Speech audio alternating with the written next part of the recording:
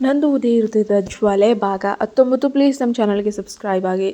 ಕಬೀರ್ ಅತ್ಯಂತ ಸೊಕ್ಕಿನಿಂದ ಅಗಸ್ತ್ಯನ ಕಣ್ಣುಗಳನ್ನು ದಿಟ್ಟಿಸಿ ನೋಡ್ತಾನೆ. ಅಗಸ್ತ್ಯ, ಇವತ್ತು ನೀನು ನಿನ್ನ ಸ್ವಂತ ಕೈಗಳಿಂದ ನನಗೆ ಮದ್ಯವನ್ನು ಕುಡಿಯಲು ಕೊಡ್ತಾ ಇದೆಯಾ? ಅಗಸ್ತ್ಯನ ಬಾಯಿಂದ ಆ ಮಾತು ಹೊರಬಂದ ನಂತರ ಆ ಇಡೀ ಐಷಾರಾಮಿ ಕೋಣೆಯಲ್ಲಿ ಕೆಲವು ಕ್ಷಣಗಳ ಕಾಲ ಭೀಕರವಾದ ಮೌನ ಆವರಿಸಿತು. ಕಬೀರ್ನ ಮುಖದಲ್ಲಿ ತಾನೇನೋ ಜಗತ್ತನ್ನೇ ಗೆದ್ದ ಹೊಣಹಮ್ಮಿನ ಸಂತೃಪ್ತ ನಗು ಇತ್ತು. ತನ್ನ ಇಡೀ ಬದುಕಿನಲ್ಲಿ ಅಗಸ್ತ್ಯರಾವ್ ಎಂದಿಗೂ ಕೂಡ ಯಾರ ಮುಂದೆಯೂ ತಲೆಬಾಗದ ಜಗಮಗಿಸುವಂಥ ಮಾಫಿಯಾ ಕಿಂಗ್ ಅಂಥವನನ್ನು ಇಂದು ಕಬೀರ್ ತನಗೆ ಮದ್ಯ ಸುರಿದು ಕೊಡುವಂತೆ ಮಾಡಿದ್ನಲ್ಲ. ಈ ಅಹಂಕಾರದಲ್ಲಿ ಕಬೀರ್ನ ಮುಖದಲ್ಲಿ ಒಂದು ಅಹಂ ಅನ್ನೋದು ಎದ್ದು ಕಾಣ್ತಾ ಇತ್ತು. ಮುಖದಲ್ಲಿ ಅದೇ ವಿಕೃತ ನಗುವನ್ನು ಇಟ್ಕೊಂಡಂತಹ ಕಬೀರ್ ಅತ್ಯಂತ ತಿರಸ್ಕಾರದಿಂದ ಹೇಳಿದ, ಹೋ ಹೌದಾ, ನಿಜವಾಗಿಯೂ ನನಗೆ ಈ ಪ್ರಪಂಚದಲ್ಲಿ ಒಬ್ಬ ಸಹೋದರ ಇದ್ದಾನೆ ಎಂಬುದನ್ನು ನಾನು ಸಂಪೂರ್ಣವಾಗಿ ಮರೆತೇ ಬಿಟ್ಟಿದ್ದೆ ಅಗಸ್ತ್ಯ. ಅದಕ್ಕೆಲ್ಲ ಕಾರಣ ನಮ್ಮ ಆ ಮಹಾನ್ ತಂದೆ. ನನ್ನ ಆ ವಿಧವೆಯಾದ ತಂದೆ ನಿಮ್ಮ ಆ ವಿಧವೆ ತಾಯಿಯ ಮೇಲೆ ಇಷ್ಟೊಂದು ಅಪಾರವಾದ ಪ್ರೀತಿಯನ್ನು ಇಟ್ಟುಕೊಂಡು ನನಗೆ ನಿನ್ನಂಥ ಒಬ್ಬ ಮಲ ಸಹೋದರನನ್ನು ಉಚಿತವಾಗಿ ಗಿಫ್ಟ್ ಆಗಿ ಕೊಟ್ಟಿದ್ದಕ್ಕೆ ಎಂದು ನನಗೆ ಇಂದಿಗೂ ಯಾಕೆ ಅಂತ ಅರ್ಥ ಆಗ್ತಾನೇ ಇಲ್ಲ ಎಂದು ಇಬ್ಬರ ತಂದೆ ತಾಯಿಯ ವಿಷಯ ಎತ್ತಿ ಅತ್ಯಂತ ಕೀಳಾಗಿ ನುಡಿತಾನೆ. ಆ ಕಟು ಮಾತುಗಳನ್ನು ಕೇಳಿದ ಅಗಸ್ತ್ಯ ತನ್ನ ಕೈ ಮುಷ್ಟಿಗಳನ್ನು ರಕ್ತ ಬರುವಷ್ಟು ಬಿಗಿಯಾಗಿ ಹಿಡಿದುಕೊಳ್ತಾನೆ. ಕಬೀರ್ನ ಮೇಲಿನ ಅವನ ಸಹಿಷ್ಣುತೆ ಈಗ ಇಡೀ ಮಿತಿಯನ್ನು ಮೀರ್ತಿತ್ತು. ಅವನ ತಾಳ್ಮೆಯ ಮಟ್ಟವು ಹೊಡೆದು ಹೋಗುವ ಅಂತ ತಲುಪಿತ್ತು ಮತ್ತು ಯಾವುದೇ ಕ್ಷಣದಲ್ಲಿ ಆತ ಕಬೀರ್ನ ಕತ್ತನ್ನೇ ಸೀಳುವಷ್ಟು ಕೋಪ ಅನ್ನೋದು ಹುಕ್ಕಿ ಹುಕ್ಕಿ ಬರ್ತಾ ಇತ್ತು. ಆದರೂ ತನ್ನ ಇಡೀ ಸ್ವಯಂ ನಿಯಂತ್ರಣವನ್ನು ಒಟ್ಟುಗೂಡಿಸ್ಕೊಂಡು ಆತ ಕಬೀರ್ನ ಅಸಂಬದ್ಧ ಮತ್ತು ಅಸಹ್ಯವಾದ ಮಾತುಗಳನ್ನು ಮೌನವಾಗಿ ಕೇಳುತ್ತಲೇ ಕುಳಿತಿದ್ದನು. ಕಬೀರ್ ಮತ್ತೆ ಕಾಲಿನ ಮೇಲೆ ಕಾಲನ್ನು ಹಾಕುತ್ತಾ, ಹಾಗಾದರೆ ಕೊನೆಗೂ ನನ್ನ ಪ್ರೀತಿಯ ಮಲ ಸಹೋದರನೇ, ನಿನಗೆ ನನ್ನಿಂದ ಅಂತಹ ದೊಡ್ಡ ಸಹಾಯ ಆದರೂ ಏನು ಬೇಕು ಅಂತ ಹೇಳ್ತೀಯಾ? ನನ್ನ ಈ ಮಲ ಸಹೋದರನಿಗಾಗಿ ನಾನು ಮಾಡಬಹುದಾದ ಕನಿಷ್ಠ ಸಹಾಯ ಇದಷ್ಟೇ ಅಲ್ವಾ ಎಂದು ಅಣಕಿಸ್ತಾನೆ. ಅಗಸ್ತ್ಯ ಅಂತಹ ಮಾತಿಗೆ ಯಾವುದಕ್ಕೂ ತಲೆ ಕೆಡಿಸ್ಕೊಳ್ಳದೆ ತನ್ನ ಕೋಟ್ ಜೇಬ್ನಿಂದ ಆ ದ್ರೋಹಿಯ ಫೋಟೋವನ್ನು ತೆಗೆದು ನೇರವಾಗಿ ಆ ಮೇಜಿನ ಮೇಲೆ ಎಸಿತಾನೆ. ನಾವು ಹೇಗಾದರೂ ಮಾಡಿ ಇವನನ್ನು ಹುಡುಕಬೇಕು ಅಂತ ಹೇಳಿ ಖಡಕ್ಕಾಗಿ ಹೇಳ್ತಾನೆ. ಆ ಫೋಟೋ ಮೇಲಿದ್ದ ದ್ರೋಹಿ ಬೇರೆ ಯಾರೂ ಆಗಿರಲಿಲ್ಲ. ಕಬೀರ್ ಟೇಬಲ್ ಮೇಲಿದ್ದ ತನ್ನ ಪಾದವನ್ನು ಸ್ವಲ್ಪ ಕೆಳಗೆ ಇಳಿಸಿ ದೇಹವನ್ನು ಮುಂದಕ್ಕೆ ಚಾಚಿ ಮೇಜಿನ ಮೇಲಿದ್ದ ಫೋಟೋವನ್ನು ಎತ್ಕೊಳ್ತಾನೆ. ನಂತರ ಮತ್ತೆ ತನ್ನ ಪಾದವನ್ನು ಎಂದಿನಂತೆ ಸ್ಟೈಲಾಗಿ ಟೇಬಲ್ ಮೇಲೆ ಇಟ್ಕೊಳ್ತಾನೆ. ಅವನು ಆ ಫೋಟೋವನ್ನು ಬಹಳ ಎಚ್ಚರಿಕೆಯಿಂದ ಮತ್ತು ಸೂಕ್ಷ್ಮವಾಗಿ ಗಮನಿಸ್ತಾನೆ ಇದ್ದ. ಹೋ, ಇದು ತುಂಬ ಪರಿಚಿತವಾಗಿರುವಂಥ ಫೋಟೋ ತರಹನೇ ಇದೆಯಲ್ವಾ? ನಾನು ಈ ವ್ಯಕ್ತಿಯನ್ನು ಎಲ್ಲೋ ನೋಡಿದ್ದೀನಿ ಅಂತ ನನಗೆ ಬಹಳ ಅನ್ನಿಸ್ತಾ ಇದೆ ಎಂದು ಗುಣಗಾಡ್ತಾ ಇದ್ದಾನೆ ಮತ್ತು ಆತ ಯಾರು ಅಂತ ಜ್ಞಾಪನಿಸ್ಕೊಳ್ಳೋಕ್ಕೆ ಬಹಳ ಪ್ರಯತ್ನ ಪಟ್ಟ. ಆಗ ಕಬೀರ್ ಇದ್ದಕ್ಕಿದ್ದಂತೆ ತನ್ನ ತೀಕ್ಷ್ಣವಾದ ಕಣ್ಣುಗಳನ್ನು ಮೇಲಕ್ಕೆತ್ತಿ ಅಗಸ್ತ್ಯನ ಕಡೆಗೆ ನೋಡ್ತಾನೆ. ಅವನು ಏನೋ ಯೋಚಿಸ್ತಾ ಇರೋ ಥರ ನಟಿಸ್ತಾ, ನನಗೆ ಈಗ ತುಂಬ ನೆನಪಿಗೆ ಬಂತು, ಇವನು ನಿನ್ನ ಇಡೀ ಪ್ರಾಣಕ್ಕಿಂತ ಹೆಚ್ಚಾಗಿ ನಂಬಿರುವಂಥ ನಿನ್ನ ಆಪ್ತ ಗೆಳೆಯ ಅಂತ ಅಂದ್ಕೊಂಡು ತಿರುಗಾಡ್ತಾ ಇದ್ನಲ್ವಾ, ಅವನ ಹೆಸರೇನೋ ಅಂತ ನೆನಪಿಸಿಕೊಳ್ಳುವಂತೆ ನಾಟಕವಾಡಿ ಮತ್ತೆ ತಾನೇ ವಿಕೃತವಾಗಿ ನಕ್ಕು, ಹೌದೌದು ಪ್ರಜ್ವಲ್ ಅಲ್ವೇ ಅಂತ ಹೇಳ್ತಾನೆ. ಅಗಸ್ತ್ಯ ಗಂಭೀರವಾಗಿ ಸ್ವಲ್ಪ ತಲೆಯಾಡಿಸಿ, ಹೌದು ಅವನೇ ಪ್ರಜ್ವಲ್, ನಾವು ಅವನ್ನೇ ಹುಡುಕಬೇಕಾಗಿರೋದು ಅಂತ ಹೇಳ್ತಾನೆ. ಕಬೀರ್ ಬಹಳ ಆಶ್ಚರ್ಯದಿಂದ, ಯಾಕೆ ಅಗಸ್ತ್ಯ, ಯಾರಾದರೂ ಆ ನಿನ್ನ ರಕ್ತದಂತಹ ಸ್ನೇಹಿತನನ್ನು ಅಪಹರಿಸ್ಕೊಂಡು ಹೋಗಿದ್ದಾರಾ, ಏನು ಕತೆ? ಒಂದು ವೇಳೆ ಹಾಗೇನಾದರೂ ಆಗಿದ್ರೆ ಅವನನ್ನು ಹುಡುಕುವುದು ನಿನಗೆ ಯಾಕೆ ಇಷ್ಟೊಂದು ದೊಡ್ಡ ವಿಷಯ ಆಯಿತು? ನನಗಿರುವಷ್ಟೇ ದೊಡ್ಡ ಮಟ್ಟದ ಸಂಪರ್ಕಗಳು, ನೆಟ್ವರ್ಕು ನಿನಗೂ ಇದೆಯಲ್ವಾ? ಆಗಿದ್ರೂ ಅವನನ್ನು ಹುಡುಕೋಕೆ ನೀನು ನನ್ನ ಬಳಿಗೆ ಬಂದು ವಿನಂತಿಸ್ತಿದೀಯಾ ಅಂದರೆ ಏನರ್ಥ? ಅವನನ್ನು ಅಪಹರಿಸಿದ ಮಹಾಪರಾಕ್ರಮಿ ಯಾರು ಅಂತ ಪ್ರಶ್ನೆಗಳ ಸುರಿಮಳೆಯನ್ನೇ ಗೈದ. ಕಬೀರ್ನ ಮಾತುಗಳಿಗೆ ಅತ್ಯಂತ ಗಂಭೀರ ಹಾಗೂ ಕ್ರೂರ ಧ್ವನಿಯಲ್ಲಿ ಉತ್ತರಿಸ್ತಾನೆ ಅಗಸ್ತ್ಯ. ಕಬೀರ್, ಯಾರೂ ಅವನನ್ನು ಎತ್ಕೊಂಡು ಹೋಗಿಲ್ಲ. ಆ ನೀಚ, ಆ ಕಿಡಿಗೇಡಿ ನನಗೆ ಈ ಮಾಫಿಯಾ ಸಾಮ್ರಾಜ್ಯದಲ್ಲಿ ಊಹಿಸಲಾಗದಷ್ಟು ದೊಡ್ಡ ಮಟ್ಟದ ಹಾನಿಯನ್ನು ಮಾಡಿದ್ದಾನೆ. ನನ್ನ ಬೆನ್ನಿಗೆ ಚೂರಿ ಹಾಕಿ ಓಡಿ ಹೋಗಿದ್ದಾನೆ. ಹೇಗಾದರೂ ಮಾಡಿ ನಾನೇ ಅವನನ್ನು ಮೊದಲು ಹಿಡಿಬೇಕು ಮತ್ತು ನನ್ನ ಈ ಸ್ವಂತ ಕೈಗಳಿಂದಲೇ ಅವನ ಪ್ರಾಣ ತೆಗಿಬೇಕು ಎಂದು ಹಲ್ಲು ಕಡಿಯುತ್ತಾ ಹೇಳ್ತಾನೆ. ಅಗಸ್ತ್ಯನ ಮಾತುಗಳನ್ನು ಕೇಳಿದ ನಂತರ ಹಿಂದೆ ನಿಂತಿದ್ದ ಗೌತಮ್ ಮತ್ತು ಕಬೀರ್ ಇಬ್ಬರು ಕೂಡ ಒಂದು ಕ್ಷಣ ತೀವ್ರವಾಗಿ ಆಘಾತಕ್ಕೊಳಗಾದರು. ಮಾಫಿಯಾ ಪ್ರಪಂಚದ ಕಿಂಗ್ ಅಗಸ್ತ್ಯ ರಾವ್ನನ್ನ ಒಬ್ಬ ಸಾಮಾನ್ಯ ವ್ಯಕ್ತಿ ಮೋಸಗೊಳಿಸಿ ಓಡ್ ಹೋಗಿದ್ದಾನೆ ಅಂದರೆ ಅದು ನಂಬೋಕೆ ಅಸಾಧ್ಯವಾಗಿತ್ತು. ಆದರೆ ಮರುಕ್ಷಣವೇ ಕಬೀರ್ ಮುಖದಲ್ಲಿದ್ದ ಆಘಾತದ ಭಾವನೆಗಳು ಕಂಡು ಆಶ್ಚರ್ಯ, ಕುತೂಹಲವಾಗಿ ಬದಲಾಯಿತು. ಕಬೀರ್ ವಿಕೃತವಾಗಿ ನಗುತ್ತಾ, ನಿಜವಾಗಿಯೂ ಅಗಸ್ತ್ಯ, ನಿನ್ನಂತಹ ಚುರುಕಾದ, ಕ್ರೂರವಾದ ಇಂತಹ ವ್ಯಕ್ತಿಯನ್ನು ಮೋಸಗೊಳಿಸೋಕೆ ಈ ಜಗತ್ತಿನಲ್ಲಿ ಯಾರಿಂದ ಸಾಧ್ಯವಾಯಿತು? ಅವನು ನಿಜಕ್ಕೂ ಅತ್ಯದ್ಭುತ ವ್ಯಕ್ತಿ ಇರಬೇಕು. ಅವನಲ್ಲಿ ಸಾಕ್ಷಾತ್ ನಿನ್ನನ್ನೇ ಮೋಸಗೊಳಿಸಬಲ್ಲ ಅಂದರೆ ಏನೋ ಒಂದು ಭೀಕರವಾದ ಧೈರ್ಯ ಅಥವಾ ಐಡಿಯಾ ಇತ್ತಲ್ವಾ, ಗ್ರೇಟ್ ಅಂತ ಪ್ರಜ್ವಲ್ನನ್ನು ಹೊಗಳುತ್ತಾನೆ. ಕಬೀರ್ ಆ ಫೋಟೋವನ್ನು ಮತ್ತೊಮ್ಮೆ ಅತ್ಯಂತ ಎಚ್ಚರಿಕೆಯಿಂದ ನೋಡಲಾರಂಭಿಸ್ತಾನೆ. ಅಗಸ್ತ್ಯ ತನ್ನ ಜಾಗದಲ್ಲಿ ಹಠಾತ್ತಾಗಿ ಶಾಂತವಾಗಿ ಕುಳಿತಿದ್ರು. ಆ ಪ್ರಜ್ವಲ್ ತನಗೆ ಮಾಡಿದ ಆ ನರಕದಂತಹ ದ್ರೋಹ, ಆತ ಮಾಡಿದ ಭಾರಿ ದೊಡ್ಡ ಹಾನಿಯ ಬಗ್ಗೆ ಯೋಚಿಸ್ತಿದ್ದಂಗೆ ಆತನ ಇಡೀ ಶರೀರದ ರಕ್ತ ಒಳಗೊಳಗೆ ದಗದಗನೆ ಕುದಿಯಲು ಆರಂಭಿಸುತ್ತೆ. ಕಬೀರ್ ಫೋಟೋದಿಂದ ಕಣ್ಣನ್ನು ತೆಗೆದು ಅಗಸ್ತ್ಯನಿಗೆ ಅಂದ ಹಾಗೆ, ಅಗಸ್ತ್ಯ, ಅವನು ನಿನಗೆ ಅಂತಹದ್ದೇನು ಮಹಾದ್ರೋಹ ಮಾಡಿದ್ದಾನೆ ಅಂತ ನೀನು ಅವನ ಇಡೀ ಜೀವವನ್ನು ತೆಗಿತೀನಿ ಅಂತ ಹೇಳಿ ಅವನ್ನ ಹುಡುಕ್ತಾ ಇದೆಯಾ? ಆದರೆ ನಾನು ಕಂಡ ಹಾಗೆ ಅವನು ನಿನ್ನ ಅತ್ಯಂತ ಪ್ರಾಣ ಆಪ್ತ ಸ್ನೇಹಿತನಾಗಿದ್ದವನು. ಅಂಥವನನ್ನು ನೀನು ಕೊಲ್ಲಲು ಬಯಸ್ತಿದ್ದೀಯಾ ಅಂತ ಅಂದರೆ ಏನರ್ಥ?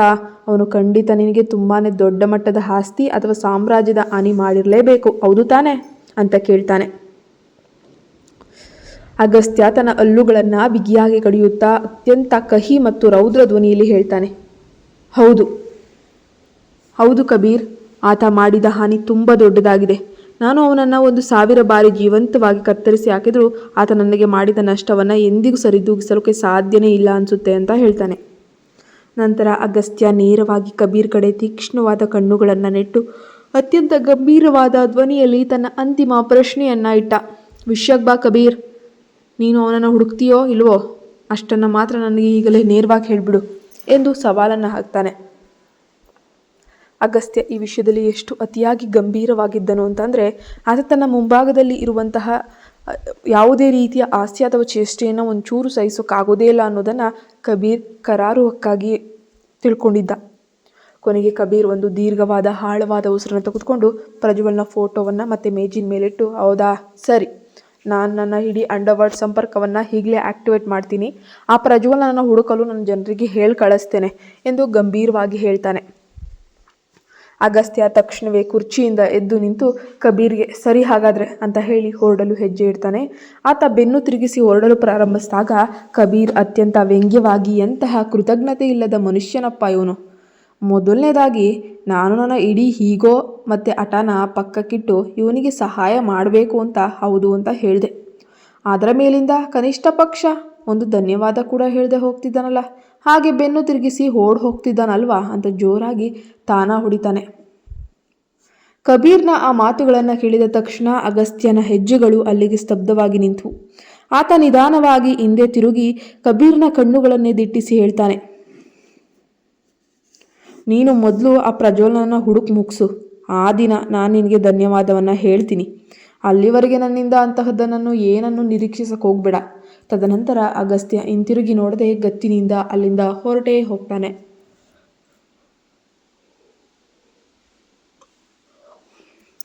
ಅಗಸ್ತ್ಯ ಹೊರಟು ಹೋದ ತಕ್ಷಣ ಕಬೀರ್ನ ಮುಖದಲ್ಲಿದ್ದ ಆ ವ್ಯಂಗ್ಯದ ನಗು ಮಾಯವಾಗಿ ಅತ್ಯಂತ ಗಂಭೀರವಾದ ಕರಾಳ ಭಾವ ಕಾಣಿಸ್ಕೊಳ್ತು. ಗೌತಮ್ ತಕ್ಷಣವೇ ಕಬೀರ್ನ ಬಳಿಗೆ ಬಂದು, ಬಾಸ್, ನೀವು ಹಾಗೆ ಹೇಳಿದರೆ ಆ ಪ್ರಜ್ವಲ್ ಎನ್ನುವ ಮನುಷ್ಯ ಅಗಸ್ತ್ಯನಿಗೆ ಅಂತಹದ್ದೇನು ಮಹಾದ್ರೋಹ ಮಾಡಿದ್ದಾನೆ ಅಂತ ನಾನು ಪತ್ತೆ ಹಚ್ಚಲೆ ಅಂತ ಕೇಳ್ತಾನೆ. ಕಬೀರ್ ತನ್ನ ಕಣ್ಣುಗಳನ್ನು ತಿರುಗಿಸುತ್ತಾ ಸಿಟ್ಟಿನಿಂದ ಹೇಳ್ದ, ಓ ಗೌತಮ್, ನಮಗೆ ಇಡೀ ಪ್ರಪಂಚದಲ್ಲಿ ಇದಕ್ಕಿಂತ ಹೆಚ್ಚಿನ ಕೆಲಸಗಳಿವೆ. ಅವನು ಶಾರ್ವರಿಗೆ ಏನೇ ಮಾಡಿದ್ರು ಅಥವಾ ಅಗಸ್ತ್ಯನಿಗೆ ಏನೇ ಮಾಡಿದ್ರು ಕೂಡ ನಮಗೆ ಅಗಸ್ತ್ಯನ ಅಥವಾ ಅವಳ ಜೀವನದ ಬಗ್ಗೆ ಒಂದಿಷ್ಟು ಕಾಳಜಿ ಇಲ್ಲ. ನಮ್ಮ ಕೆಲಸ ಇಷ್ಟೇ, ಆ ಪ್ರಜ್ವಲ್ನ ಫೋಟೋವನ್ನು ತಕ್ಷಣವೇ ನಮ್ಮೆಲ್ಲ ಸಂಪರ್ಕಗಳನ್ನು ಹರಡು. ಆ ವ್ಯಕ್ತಿಯನ್ನು ನಮ್ಮ ಜನ ಎಲ್ಲೇ ನೋಡಿದರೂ ಕೂಡ ತಕ್ಷಣವೇ ಹಿಡಿದು ಜೀವಂತವಾಗಿ ನನ್ನ ಬಳಿ ಕರೆತರೋಕೆ ಕಟ್ಟುನಿಟ್ಟಿನ ಆದೇಶವನ್ನು ನೀಡು ಎಂದು ಆರ್ಡರ್ ಮಾಡಿ ಕಬೀರ್ ಅಲ್ಲಿಂದ ಎದ್ದು ಹೊರಟು ಹೋಗ್ತಾನೆ. ಗೌತಮ್ ಆ ಫೋಟೋವನ್ನು ಎತ್ಕೊಂಡು ತಕ್ಷಣ ತನ್ನ ಕೆಲಸದಲ್ಲಿ ನಿರತನಾಗ್ತಾನೆ. ಈ ಕಡೆ ಅಗಸ್ತ್ಯನ ಕರಾಳ ಐಷಾರಾಮಿ ಕಾರು ಆತನ ಬೃಹತ್ ಬಂಗಲೆಯ ಹೊರಗೆ ಬಂದು ನಿಲ್ಲುತ್ತೆ. ಆತ ಕಾರ್ನಿಂದ ಇಳಿದು ನೇರವಾಗಿ ಬಂಗಲೆಯೊಳಗೆ ಹೆಜ್ಜೆ ಹಾಕ್ತಾನೆ. ಆಗಲೇ ರಾತ್ರಿ ತುಂಬ ತಡವು ಕೂಡ ಆಗಿತ್ತು. ಪ್ರಜ್ವಲ್ನ ದ್ರೋಹದಿಂದ ಆತನ ಮನಸ್ಸು ಸಂಪೂರ್ಣವಾಗಿ ತೊಂದರೆಗೀಡಾಗಿತ್ತು ಮತ್ತು ಕೋಪದಿಂದ ಕುದಿತಿರುವಂತಹ ಆತ ಹಲವು ದಿನಗಳಿಂದ ಮನೆಯಿಂದ ಹೊರಹೋಗಿದ್ದನ್ನು ಇಂದು ಕೊನೆಗೂ ಹಲವು ದಿನಗಳ ನಂತರ ತನ್ನ ಮನೆಗೆ ಮರಳುತ್ತಾ ಇದ್ದಾನೆ. ಒಳಗೆ ಹೋದ ನಂತರ ಅಗಸ್ತ್ಯ ಇಡೀ ಮನೆಯ ಸುತ್ತಲೂ ಒಮ್ಮೆ ಕಣ್ಣನ್ನು ಹಾಡಿಸ್ತಿದ್ದಾನೆ. ಆದರೆ ಅಲ್ಲಿ ಯಾರೂ ಕೂಡ ಒಬ್ಬರು ಕಾಣಿಸ್ತಾ ಇಲ್ಲ. ನಂತರ ಅವನು ಮೆಟ್ಟಿಲುಗಳ ಕಡೆಗೆ ನೋಡಿ ಅಲ್ಲಿಂದ ನೇರವಾಗಿ ತನ್ನ ಕೋಣೆಯ ಕಡೆಗೆ ನಡೀತಾನೆ. ಅವನು ತನ್ನ ರೂಮ್ನ ಬಾಗಿಲನ್ನು ನಿಧಾನವಾಗಿ ತೆರೆದ ತಕ್ಷಣ ಆತನ ಕಣ್ಣುಗಳು ಹಾಸಿಗೆಯ ಮೇಲೆ ಅತ್ಯಂತ ಆರಾಮವಾಗಿ ಮಲಗಿದ್ದ ಆ ಮುಗ್ಧ ಶಾರ್ವರಿಯ ಮೇಲೆ ಬೀಳ್ತವೆ. ಶಾರ್ವರಿ ಪಾಪ ಹಲವು ದಿನಗಳಿಂದ ಭಯದಿಂದಾಗಿ ಸರಿಯಾಗಿ ನಿದ್ದೆಯನ್ನೂ ಮಾಡಿರಲಿಲ್ಲ. ಮನೆಯ ಎಲ್ಲ ಕೆಲಸಗಳನ್ನು ಮುಗಿಸಿದ ನಂತರ ಅವಳು ಸಮೈರಾ ಜೊತೆ ಸಾಧ್ಯವಾದಷ್ಟು ಸಮಯವನ್ನು ಕಳೀತಾನೇ ಇದ್ಲು. ಅವಳೊಂದಿಗೆ ಮಾತನಾಡೋದು ಅಂದರೆ ಯಾವ ಕ್ಷಣದಲ್ಲಿ ಅಗಸ್ತ್ಯ ಹಿಂತಿರುಗಿ ಬಂದು ತನಗೆ ನರಕ ತೋರಿಸ್ತಾನೋ ಅಂತ ಹೇಳಿ ಅವಳು ಯಾವಾಗಲೂ ಕೂಡ ಒಳಗೊಳಗೆ ಹೆದರ್ತಾ ಇದ್ಲು. ಆ ಕ್ಷಣ ಬರದೇ ಇರಲಿ ಅಂತ ದೇವರಲ್ಲಿ ಬೇಡ್ಕೊಳ್ತಾ ಇದ್ಲು. ಹಾಗಾಗಿ ಅವಳಿಗೆ ಎಂದಿಗೂ ಕೂಡ ಶಾಂತಿಯುತವಾಗಿ ಮಲಗಲು ಸಾಧ್ಯವೇ ಆಗಿರಲಿಲ್ಲ. ಆದರೆ ಇಂದು ಆಯಾಸದಿಂದಾಗಿ ಅವಳು ಗಾಢ ನಿದ್ರೆಯಲ್ಲಿ ಕೂಡ ಇದ್ಲು. ಅಗಸ್ತ್ಯ ಅತ್ಯಂತ ನಿಧಾನವಾಗಿ ಹೆಜ್ಜೆ ಹಾಕುತ್ತಾ ಶಾರ್ವರಿ ಮಲಗಿರುವಂತಹ ಹಾಸಿಗೆಯ ಬಳಿಗೆ ಬಂದು ನಿಂತ್ಕೊಂಡ್ಳು. ಶಾರ್ವರಿ ತುಂಬ ಶಾಂತಿಯುತವಾಗಿ ಮತ್ತು ಯಾವುದೇ ಭಯವಿಲ್ಲದೆ ಆರಾಮವಾಗಿ ನಿದ್ರಿಸುತ್ತಿರುವುದನ್ನು ಅವನು ದಿಟ್ಟಿಸಿ ನೋಡ್ತಾ ಇದ್ದಾನೆ. ಕಿಟಕಿಯ ಪರದೆಯ ಸಂದಿನಿಂದ ಬರುತ್ತಿದ್ದಂತಹ ಆ ಕರಾಳ ಬೆಳದಿಂಗಳ ಲಘು ಬೆಳಕು ನೇರವಾಗಿ ಆಕೆಯ ಮುಖದ ಮೇಲೆ ಲಘುವಾಗಿ ಬೀಳ್ತಾ ಇತ್ತು. ಕೋಣೆಯ ದೀಪಗಳೆಲ್ಲವೂ ಕೂಡ ಆಫ್ ಆಗಿದ್ವು. ಕೇವಲ ಚಂದ್ರನ ಆ ಬೆಳಕು ಮಾತ್ರ ಇಡೀ ಕೋಣೆಯಲ್ಲಿ ಆವರಿಸಿತು. ಶಾರ್ವರಿ ಆ ಬೆಳದಿಂಗಳ ದೇವತೆಯಂತೆಯೇ ತುಂಬ ಸುಂದರವಾಗಿ ಕಾಣ್ತಾ ಇದ್ಲು. ನಿಜಕ್ಕೂ ತುಂಬ ಸುಂದರವಾಗಿದ್ಲು. ಅತ್ಯಂತ ಆಕರ್ಷಕವಾಗೂ ಕಾಣ್ತಾ ಇದ್ಲು. ಅಗಸ್ತ್ಯನ ಕಠೋರವಾದ ಕಣ್ಣುಗಳು ಆಕೆಯ ಹೊಳೆಯುವಂತಹ ಮುಖದ ಮೇಲೆ ಹಾಗೆ ಸ್ಥಿರವಾಗಿ ನಿಟ್ಟು ಹೋದವು. ಇದ್ದಕ್ಕಿದ್ದಂತೆ ಅಗಸ್ತ್ಯ ತನ್ನ ಇಡೀ ಕೋಪ, ತನ್ನ ಮಾಫಿಯಾ ಪ್ರಪಂಚ ಎಲ್ಲವನ್ನ ಒಂದು ಕ್ಷಣ ಮರೆತೇ ಬಿಡ್ತಾನೆ. ಆತನ ಕಣ್ಣುಗಳು ಕೇವಲ ಶಾರ್ವರಿಯ ಆ ಸುಂದರವಾದ ಮುಖದ ಮೇಲೆಯೇ ಇದ್ವು. ಏಕೆ ಅಂತ ತಿಳಿಯದು. ಆದರೆ ಆತನ ಕ್ರೂರವಾದ ಕೈ ಮಾತ್ರ ಅತ್ಯಂತ ನಿಧಾನವಾಗಿ ಶಾರ್ವರಿಯ ಮುಖದ ಕಡೆಗೆ ಚಲಿಸೋಕೆ ಶುರು ಮಾಡುತ್ತೆ. ಆಕೆಯ ಮುಖ ಅತ್ಯಂತ ಹತ್ತಿರ ಆತ ಕೈ ಬಂತು. ಆದರೆ ಇದ್ದಕ್ಕಿದ್ದಂತೆ ಆತನಿಗೆ ತನ್ನ ಅಸಲಿ ಪ್ರಜ್ಞೆ ಅನ್ನೋದು ಮರಳಿ ಬರುತ್ತೆ. ತಾನು ಒಬ್ಬ ಹೆಣ್ಣಿನ ಸೌಂದರ್ಯಕ್ಕೆ ಕರಗ್ತಾ ಇದ್ದೇನೆ ಅಂತ ಅರಿವಾಗ್ತಿದ್ದಂತೆ ಆದ ತಕ್ಷಣ ಆತ್ಮಾಭಿಮಾನದಿಂದ ತನ್ನ ಕೈಯನ್ನು ಹಿಂದಕ್ಕೆ ಎಳೆದುಕೊಳ್ತಾನೆ. ಅಗಸ್ತ್ಯನ ಮುಖಭಾವ ಮರುಕ್ಷಣವೇ ಮತ್ತೆ ಕತ್ತಲೆಯಾಗಿ ಕ್ರೂರವಾಗಿ ಮಾರ್ಪಟ್ವು. ಆಕೆಯ ಮುಖದಲ್ಲಿ ಮತ್ತು ಕಣ್ಣುಗಳಲ್ಲಿ ಕೆಲವು ಕ್ಷಣಗಳ ಕಾಲ ಕಾಣಿಸಿದ್ದ ಆ ಸ್ವಲ್ಪ ಮೃದುತ್ವ ಇದ್ದಕ್ಕಿದ್ದ ಹಾಗೆ ಭೀಕರ ಕರಾಳತೆಯಾಗಿ ಬದಲಾಗುತ್ತೆ. ಆತ ಕೋಪದಿಂದ ಮುಂದೆ ಹೋಗಿ ಮೇಜಿನ ಮೇಲಿಟ್ಟಿರುವಂತಹ ನೀರಿನ ಜಗ್ಗನ್ನು ಕೈಗೆತ್ಕೊಳ್ತಾನೆ. ಅಷ್ಟೇ, ಅಗಸ್ತ್ಯನು ಆ ಜಗ್ನಲ್ಲಿದ್ದಂತಹ ಇಡೀ ತಣ್ಣನೆಯ ನೀರನ್ನು ಒಟ್ಟಿಗೆ ಆ ಮುಗ್ಧ ಶಾರ್ವರಿಯ ಮುಖದ ಮೇಲೆ ಒಂದೇ ಬಾರಿಗೆ ರಭಸದಿಂದ ಎಸಿತಾನೆ. ಹಾ ಎಂದು ಶಾರ್ವರಿ ಇದ್ದಕ್ಕಿದ್ದಂತೆ ಗಾಬರಿಯಿಂದ ಎಚ್ಚರಗೊಂಡು ತೀವ್ರವಾಗಿ ಉಸಿರುಗಟ್ಟಿದಂತಾಗಿ ಒದ್ದಾಡ್ತಾಳೆ.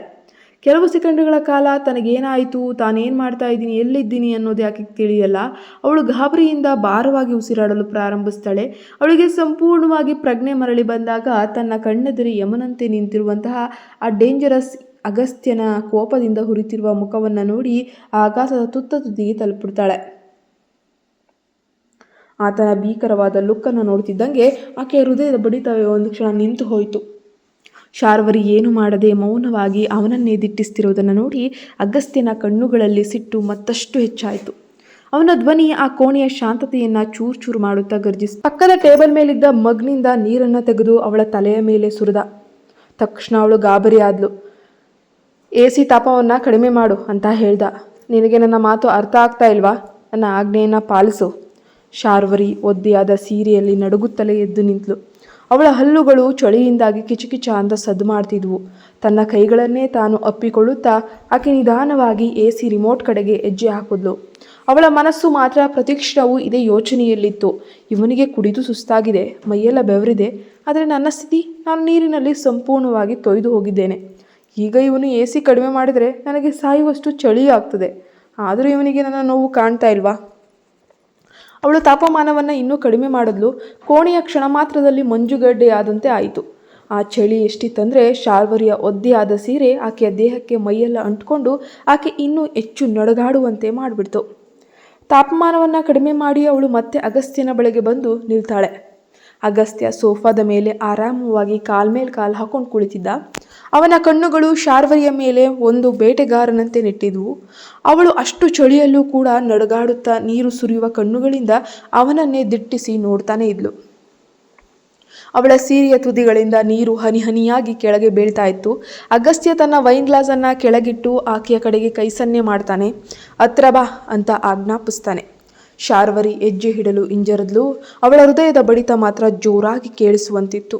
ಅವಳು ಇನ್ನೂ ಹತ್ತಿರ ಬರ್ತಿದ್ದಂತೆ ಅಗಸ್ತ್ಯ ಇದ್ದಕ್ಕಿದ್ದಂತೆ ಆಕೆಯ ಕೈಯನ್ನು ಬಲವಾಗಿ ಹಿಡಿದು ತನ್ನ ಕಡೆಗೆ ಎಳೆದುಕೊಳ್ತಾನೆ.